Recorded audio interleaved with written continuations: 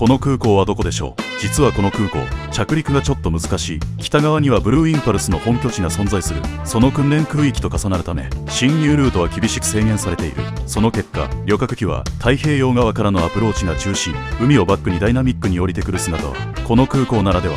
さらに、この空港には、もう一つ大きな試練があった。2011年の震災では、津波で滑走路もターミナルも浸水し、空港全体が壊滅状態に。それでも在日米軍の協力を得て、一時的に運用を再開。わずか4ヶ月で全日本空輸の定期便が復活。驚異的なスピードで復興を遂げた空港だ。今では復興のシンボルでありながら、防災拠点としても機能している。さらに地方空港としては珍しく、鉄道でターミナルまで直結しているのも特徴。さて、この空港はどこでしょう。